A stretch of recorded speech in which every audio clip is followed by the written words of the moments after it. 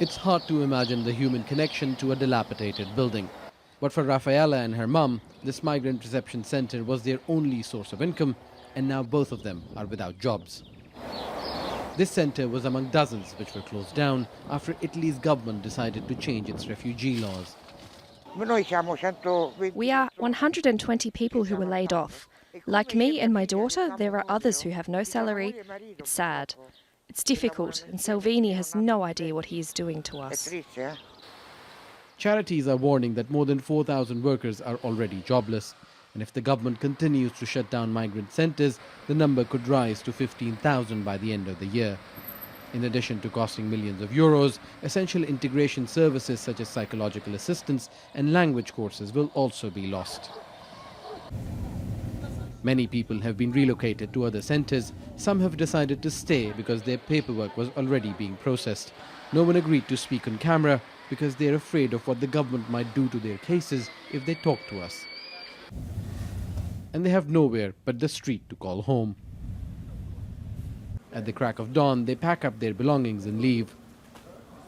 It's not the life they imagined when they took risks to come to Europe. In addition to closing down migrant centres, the Italian government plans to penalise NGOs for every migrant they rescue. Italian MPs have been defending this decision, saying that out of the hundreds of thousands of people who came to their shores, only a small percentage were actually refugees. The rest were economic migrants. Opposition politicians accuse the government of xenophobia and racism. C'è una contraddizione. There is a contradiction because the numbers are unreliable. The Interior Minister first spoke of 500 or 600,000, but now he says illegal immigrants to Italy are 90,000, with no explanation. 44-year-old Deborah has also been laid off from a migrant reception centre.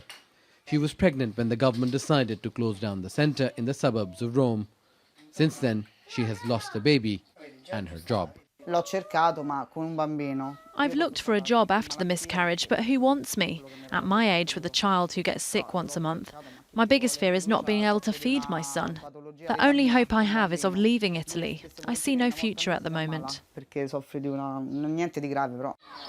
right-wing government says it wants to put Italians first. It's promised jobs and getting rid of migrants. But the tough conditions are impacting the locals as well. Deborah was born to Italian parents, and now she wants to move out of her own country in search of a better life. Osama bin Javaid, AlJazeera, Rome.